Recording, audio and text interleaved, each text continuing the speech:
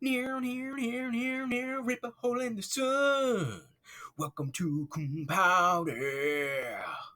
Why would you cum soft when you can cum louder? Yeah.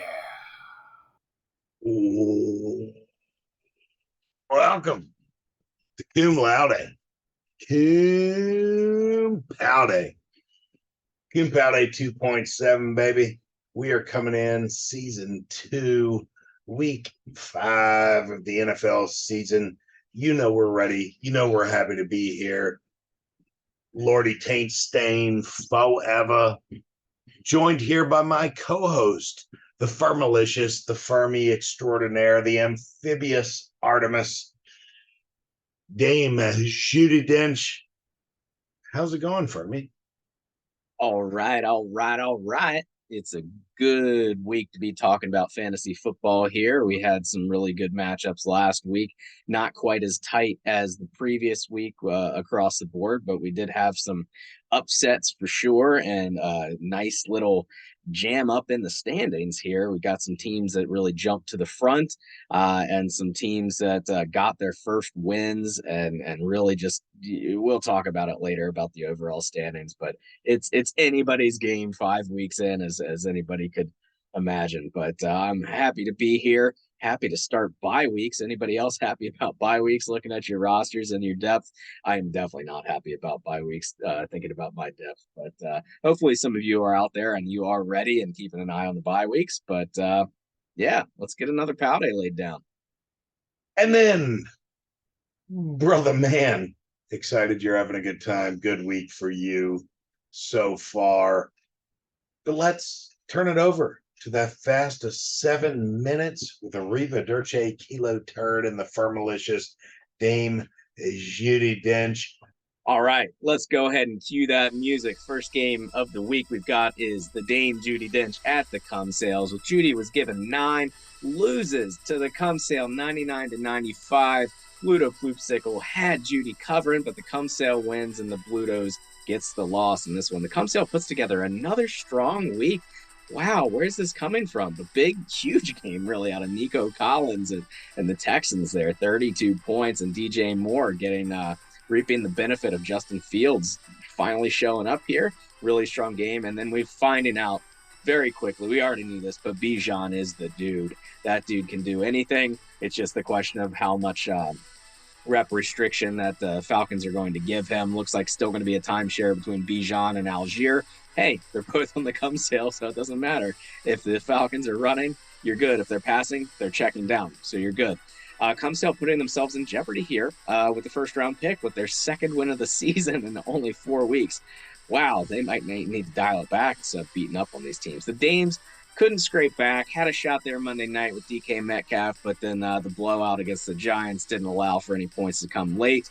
Loses more to injuries with Patty Fryermuth now out 2 to 3 weeks. Kenny Pickett avoiding a scare. Not that he's going to be in the starting lineup, but just real more gut punches to the overall lineup. Aaron Jones returns this week and does fuck all. And then, Muth leaving the game, not putting up any points. Back-to-back losses for the Dames. Cum Sale gets the win. Moving on, we got John Wilkes Tooth at Beth's Healthy Twins. The Twins were given 4.5 points in that one, and they do win outright 107-98. Bluto Ploopsicle gets the win against the spread there. Puka Nakua and Mark Andrews were the heroes here this week. They get it done. Healthy Twins sits their defense for fear of giving up that 9-point lead. You cannot lose more than 9 points with your defense. You can only lose 4 at the most. And either option, Seattle put up 29 and the Jags put up over 20 as well. So could have got some nice points there to the overall point total. But it's okay. The win is what matters.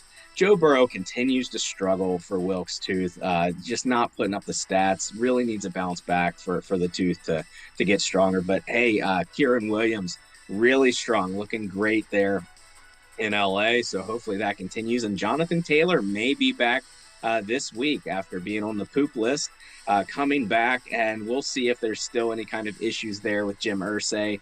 He's back on the practice field, but does he actually continue to play? We know he wants to be traded. Remains to be seen.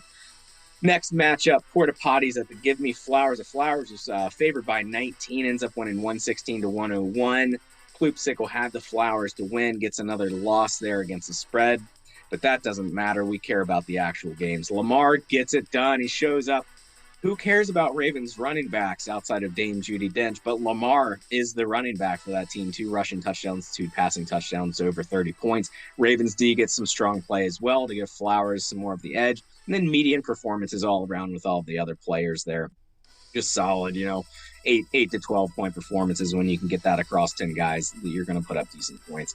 We see that Devin Achane is here. He's here to play. A Mostert injury away from just putting up astronomical numbers, but it doesn't even matter. With Mike McDaniel there, he's going to run the ball. Achane's going to get the ball in the passing game, the running game. Really solid usage of that first-round pick for the Porta Potties. Wasn't enough this week to get it done. Jared Goff lets him down while Justin Fields finally turns it around. No shame in benching Fields going into that game, but finally shines, so we'll see if Fields gets back in the lineup. But Flowers gets the win, goes to 4-0. Then we move down to the Minnesota Scrotums against the Ham Fisters. Scrotums were favored by 18.5 going into this one. Bloopsicle says, hell no. Scrotums can't cover that. And he was right. 143-98. The Ham Fists are continue to show that they can score big old points. They get their first win of the year, much deserved. They really needed that one after continuing to put up monster points, but just facing other teams' best weeks kind of thing. Gets the win. The Josh Allen and Steph Diggs combo pays off big time here, with Diggs getting 3 tutties and Josh Allen doing what Josh Allen does, just saying, Dolphins, there's no anymore this week because the Bills are shutting you down. Yes, that was a spot-on Dolphin impersonation. The Scrotums missed that big game from Tyreek Hill. They're really running strong off of Jefferson and Tyreek for their season this year, and Tyreek just didn't put up the points. Injury to Javonte, hurting the running backs, and all around the running backs are just kind of playing a little lackluster this year. So the Scroats really need some pickup from the running backs to support Tyreek and Jefferson. But Hamfist gets the first win. Way to go, Hamfist. Way to stick in there. Big big future for you, I think, this year with the points that you can put up. Then we go to the big game of the week. Medusas at the Taint Party. The Medusas were given 1.5, and Bluto says, Taint's going to win outright. Another loss for Bluto against the spread and the money line. Medusa wins 142-95. And how does Medusa do it? It hurts, don't it? That's right. Jalen Hurts, Christian McCaffrey, Derrick Henry, the big 3, the key pillars of this team, came through and did it. McCaffrey out of his mind with all of his touchdowns, but those big 3 carried this team, and that's what we expected to happen this year with the Medusas. Medusas goes to 4-0, no doubt in his mind that he is going to repeat this championship. And then on the other side, there's no Austin Eckler. That hurts. Austin Eckler's a monster. That's a lot of points. Probably not enough to get the win this week, but his team has a really bright future thinking about that monster running back room with Tony Pollard, Austin Eckler when he's healthy, and Alvin Kamara coming back, after being suspended or whatever the hell he did this time. Hopefully he can stay on the field and not get into too much trouble. But if that team can put it together, this is going to be very dangerous. Needs more help from that wide receiver room. We've shown flashes of what it can do. Needs to put it all together, and then they can make a really strong run here. Medusas just whips it out, and Danza slaps the Taint Party with a victory of 142-95. Let's keep moving on. The ESPN at the tight ends. At the beginning of this season, we probably would have thought this would have been, the toilet bowl potentially. Cum Sale excluded.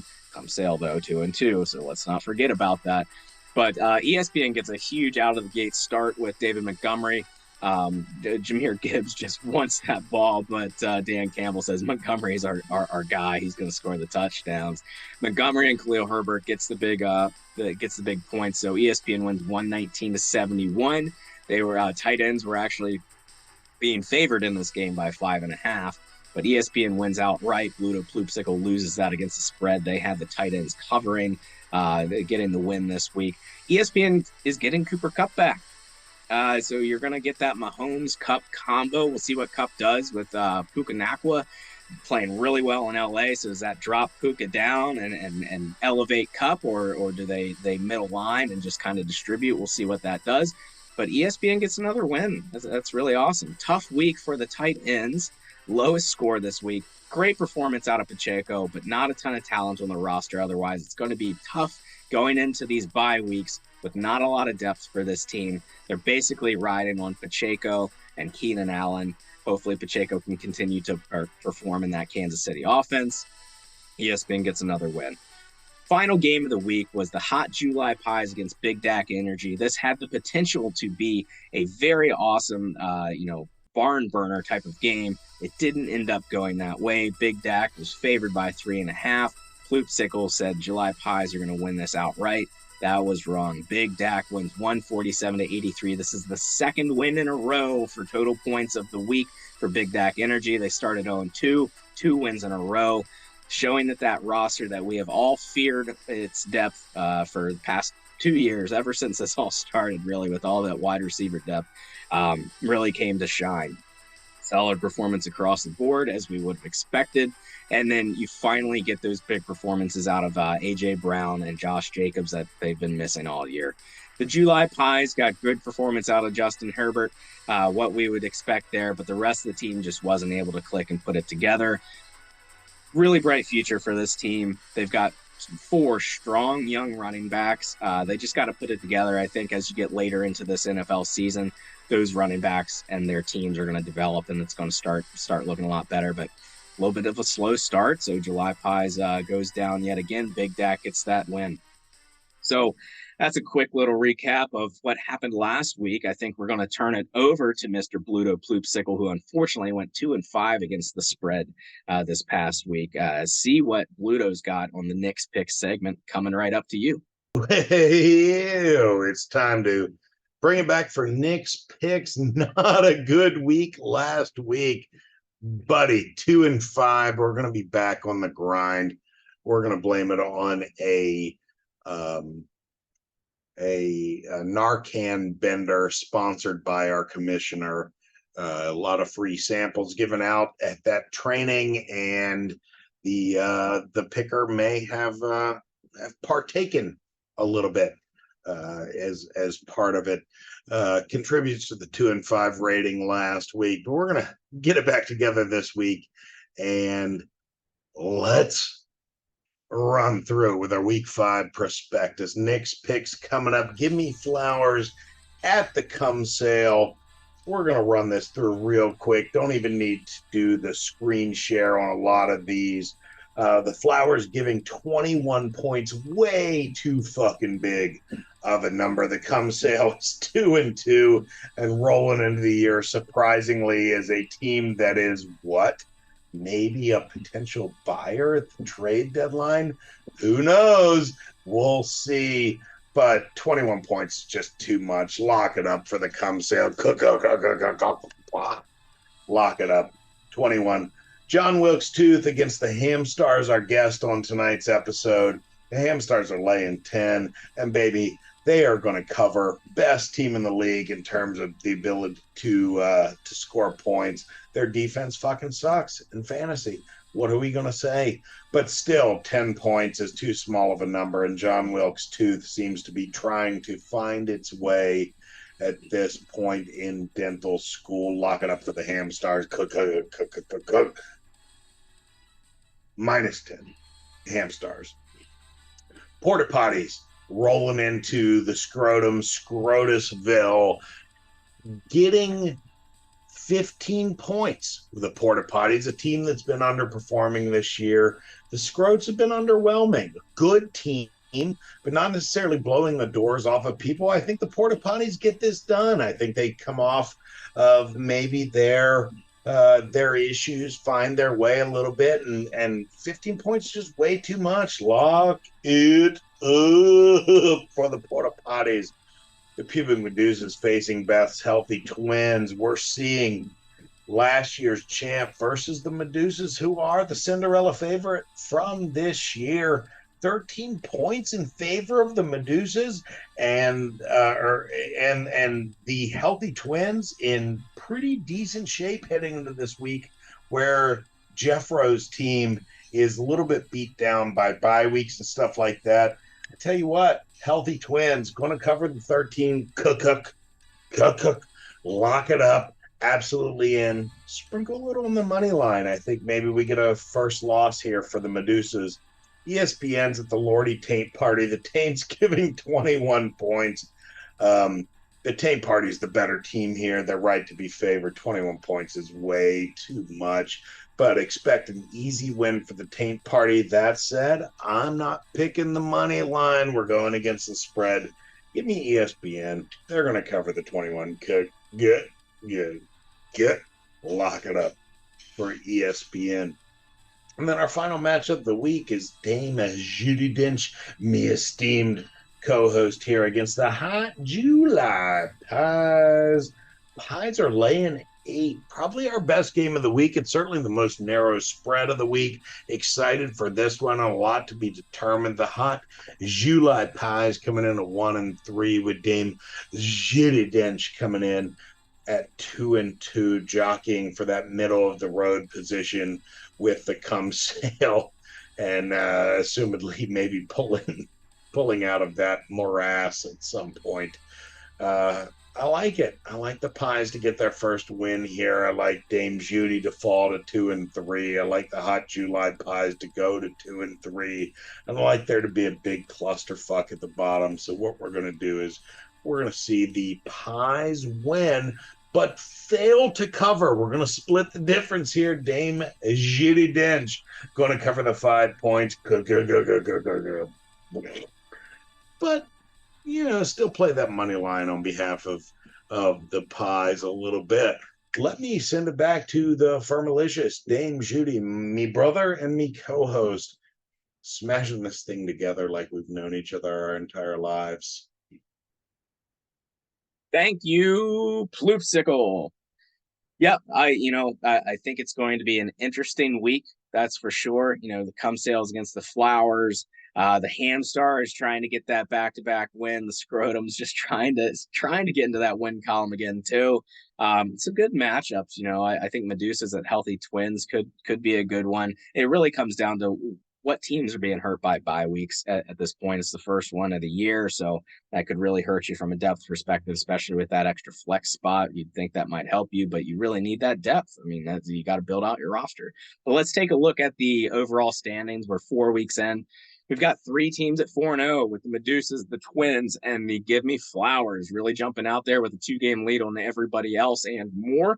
Then we've got 4 teams sitting at 2-2 with the Big Dak Energy, the Dames, the Taints, ESPN, 5 teams, and the Cum Sales. Cum Sale away is potentially a playoff team at this state, coming in at that 8th slot. And then everyone else is sitting at 1-3. Really exciting to see nobody's in the 0 column at this stage. 1-3 crew led by the Hamstars, then the Scrotums, the Titans, the July Pies, Wilkes Tooth, and the Porta Pots.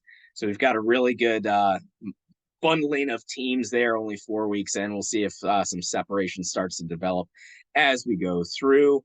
And then, do we have a guest tonight? Let's see. Let's pass it over to maybe a nice little owner interview segment. And thank you, Fermi. Excited about this opportunity to make sure we've got all this information out there, and we've got a special treat for everyone. We are interviewing an esteemed guest, somebody that everybody has certainly wanted to hear from. This is the Hamfist Nation, the Ham Stars, the Hamfish Shard, and Harry Barton coming to us full on and live for this special interview segment to talk about what has been a hard luck season for him, but what has also been a clearly well-built team, and a team that should be in contention for a long time being. Excited to join him for this interview. Well, here we go.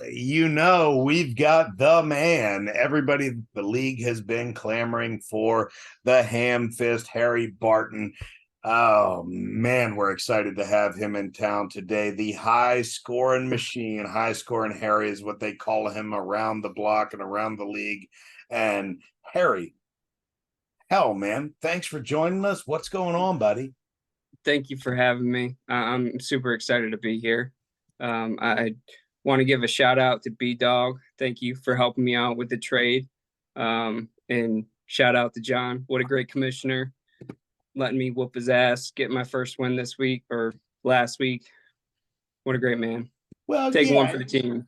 Look, he's a man of the people and a benevolent leader, right? And allowing you Yep. to have a slight taste of victory, just to maybe quench your thirst a little bit, knowing that you are a superior power to him. I would encourage you. I assume, knowing him for many years, that he's relying on your complacency and yeah, keep pushing that forward. I don't think now's the time to stop. I mean, now's the time to exploit his benevolence, quote unquote. Not to disrespect the commissioner. Obviously, we don't want to get fined, and certainly don't want another blackout 3 weeks like we experienced back in 2020 due to certain things that were said on the Paude. So you referenced look, man, you're the guy. I mean, you are the dude. You've got a team. You're fucking crushing it.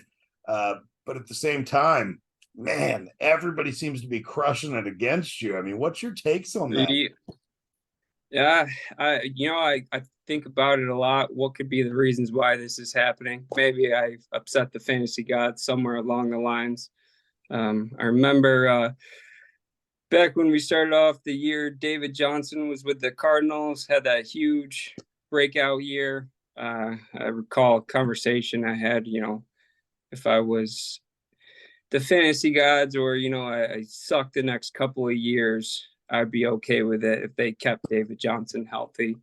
Certainly didn't think it would last this long, but, it is what it is. Hopefully all right, so there's some soul selling perhaps that we're learning about here, as we peel back the layers. Maybe there was a moment at the crossroads where you and the fantasy devil decided to dance, and well, David Johnson is the result of that marriage, and a few wrist and hamstring injuries later, here we are. But I mean, clearly somebody with a honestly an intimidating roster, right? I mean, you've just got the dudes on your squad, and yeah, man, I'd love to break that down a little bit if I can project this up on the screen. You able to see your squad up here leading with the guy Josh Allen? No. Yep. I mean, what are we thinking about this squad, man? Because I look at it and I'm like, holy hell, man, this is a formidable force, and the points for seem to indicate that. But obviously, you're not happy with your record and may want to make some moves, make some adjustments, some roster alignment. So, yeah, help me, take me through. You as the manager of the squad, what are we looking at over the next few weeks? Yeah, I mean, we got got a little bit of luck last year with Robinson falling in the second round. Didn't think he would certainly break out as quickly as he did. I think the league remembers. I mean, you drafted him fairly early, hours after he had been shot multiple times. Yep. I had no idea. Had no idea that he was shot. I thought you guys were actually joking with me when you mentioned that, and then I went and looked it up and saw that, yep, sure thing, he was shot. Well, hey, but I think good managers like yourself recognize talent, and you capitalize on that, irrespective of their status as a victim of gun violence. And expect that about you, and the whole league does. I mean, you are the pioneer, the leader in this field of drafting guys who are gunshot victims. Yeah. That was certainly a nice find. The Allen to Diggs connection, even Dawson Knox, that was certainly a nice surprise. I think I got Knox in the free agency shortly after the draft. But Tyler Lockett, I think when I made the trade with John last year, I think that was more of, well, in my opinion, was more of like a throw-in. And then he just kind of took off and realized that he actually is quite a good stud player over the last couple of years. So hopefully he can keep it going. Bit unlucky with Williams, but was able to get Kirk back, kind of fill in that. But I am a little light in the running back department, at least the depth. Hoping to add a little depth with a trade, hopefully, or the way things are going. If he gets hurt and people keep scoring against me, it might be playing for next year. We'll see. It's teetering. It's very, very odd year considering the points I'm putting up and points getting scored against me. And I kind of feel like I don't have much depth at the running back, but the wide receiver position has definitely been saving me. I mean, you certainly seem like a buyer, as we move into the 5th week of the season, and we're in a place where maybe some guys are starting to make that choice that this year is not my year. For you, obviously, being just scoring so many points, that would be an insane position for you to take. So I would assume that you're potentially a buyer for trades as we move forward. No? Yes, absolutely. We'll take it next couple weeks, see what happens. I think I've projected to win this week. Hopefully we can get another dub, get one next week, get back to 500, and then, all I got to do is get in the playoffs, and then anything can happen. So we'll see what happens. I've got some nice stack of picks for this coming draft for a little value I can trade. Hopefully Mingo can take off. Maybe he gets a little more added value for him in a trade, but we'll see what happens. Tell you what, though, I do love Musgrave. Didn't think much of it when I drafted him. Seems like he might be getting fed the ball a little bit more in that Green Bay offense. Of course, first time I start him, makes a catch and gets a little concussed. I think he got almost a half a point, but prior games he seemed like he was getting involved. Maybe get that tutty soon. And who knows? Maybe he'll step up big in one of these games when I really need him. I mean, handsome guy, right? And I mean, honestly, if I'm looking at him here on my screen, I'm looking at you. I mean, if there was a need for a stunt double for either of you, I mean, I feel like we're in a place where we could make that work with a little CGI, right? Yep.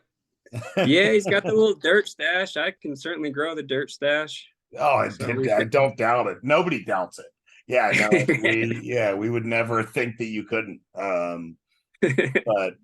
But all right, well, great. Hey, we got a couple of questions that came in off the Cum Paude mailbag line here. I was wondering if you'd be willing to field a few questions. Yeah, of course. See what you got. This one comes off of I guess what used to be called Twitter, now called X. This is at Beth's Sisters Healthy Twins 45 on X. The question is, you seem to have a great relationship for trades with Brian. I assume that means your father-in-law, that or B dog, right? And it says with Brian, do you anticipate having trade partners with other members in the league, or is there anybody else that you're seeking to do deals with? Well, I mean, everybody's got that one trade partner that you seem to work well with. It works well with B Dog because I'm his favorite son-in-law. Took over that. I mean, it goes without question, right? Like leading in points, clearly leading in points in the son-in-law category, right? I mean, it's Oh yeah, and yeah. the but the points against are probably the same, right? Because I mean, I sense the hate is coming in, both in fantasy, but also just in the son-in-law category. There's a lot of external pressure coming from, what we don't like to say it, but little dick energy, coming from other areas of the son-in-law standings, and we hope that sorts its way out. But yeah, anyway, go on. Sorry to interrupt. Just wanted to comment on kind of what I've noticed in these standings personally and professionally in the fantasy sphere. Yeah, I think there's just similar opinions on players, and I don't know, for whatever reason, just seems to work out. Certainly looking to make some trades with some other people. Looking through some of the other teams and teams I need to trade with, or potential people I can trade with. I've got my eye out there, and maybe we'll see some trades being sent out here in the next couple weeks. Okay, you're teasing it a little bit. Okay, all right. The listeners, be on alert, baby. Look for those push notifications from the Sleeper app. Hammy Time may be sending them out. Next question is from MC Porky Pork at earthlink.net. Question is, your team is Hammy Time, ellipses, oh.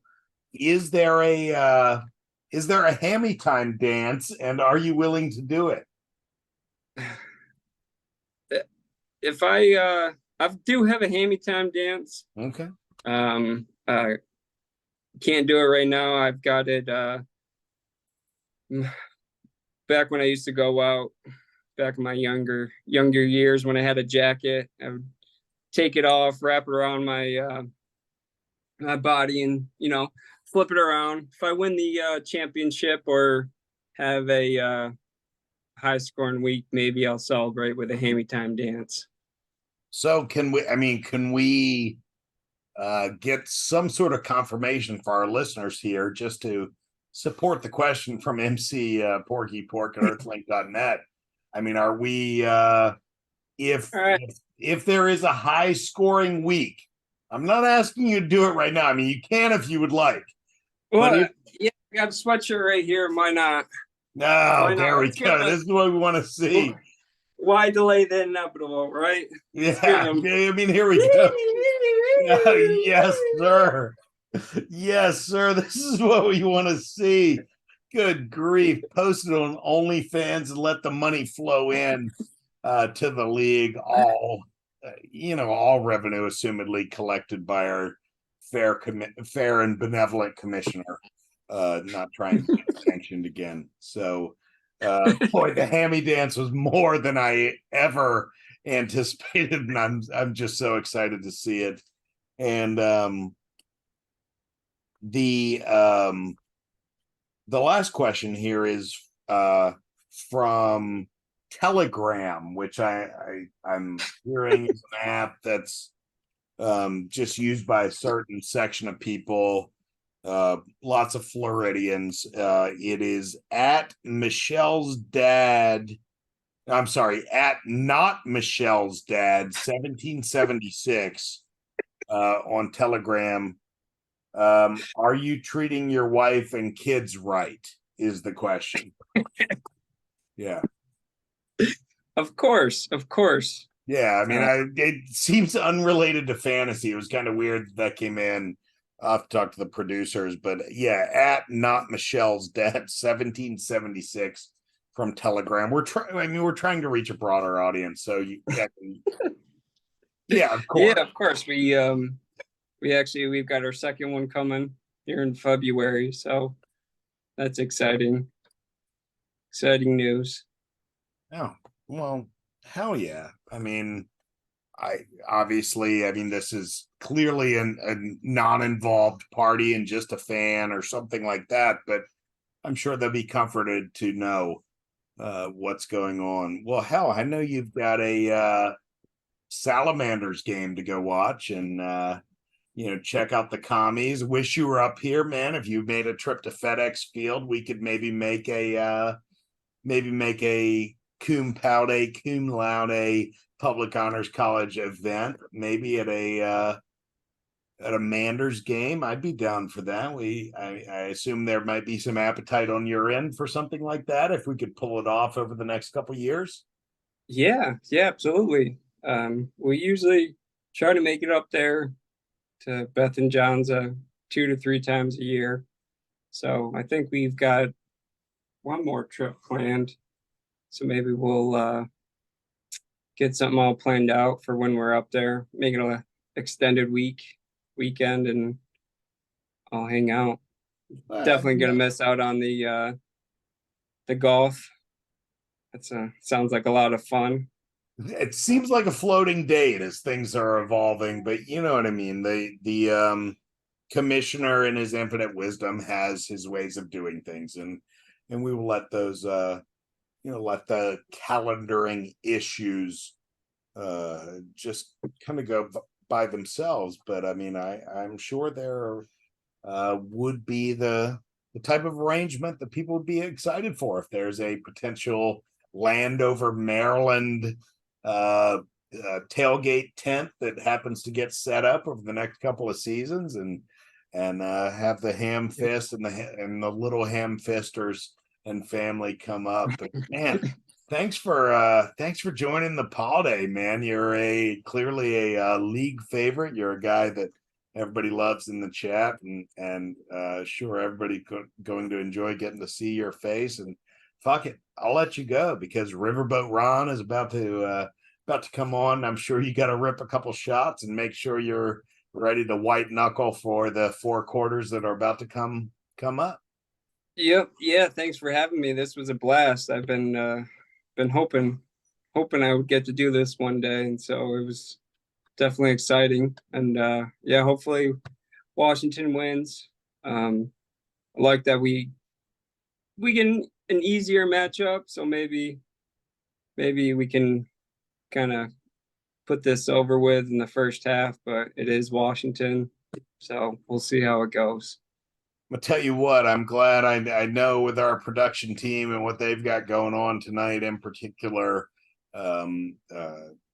mainly a half a bottle of scotch, but with what they've got going on tonight, this is probably not going to air until after the game is completed. So any chance you may have had to jinx yourself will be just duly confirmed on the flip side midday on Friday when our production team sobers up and is able to get around to this. But man, Harry, dude, thanks for coming on. Thanks for taking time away from the family. Certainly our league's best to your wife and your family and your father-in-law and your brother-in-law, and and to MC Porky Pork, who was willing to pose the tough questions here and elicit the ham fist dance, the old ham fist shuffle that we've been waiting on. And I think with the team you've got and the points you're putting up, baby, there's a chance the public,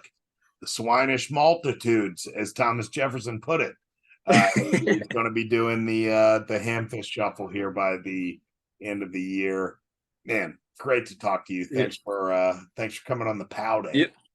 Thank you. Thanks for having me. And I did want to show you guys one thing before. This is how I wake up every morning when I wake up. This is what I look at when I drink my coffee. That's my motivation right there to get this ship righted and get it in the playoffs. You want to talk about bulletin board material right there. That is it. Yes, sir. Yeah, very similar photo, but was produced 25 years ago. Still hangs on my wall. So absolutely.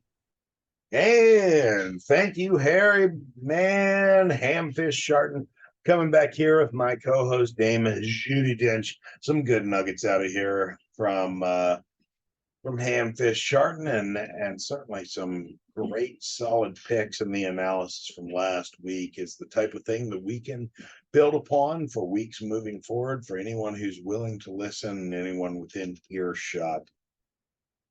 Well, hell, what do you say? I tell you what you should say. Good night, Fermi. Say good night, Firm. Good night, Fermi. Thank you for listening to the official podcast of the Public Honors College Fantasy Football League. Cum quickly, cum often, and cum loud.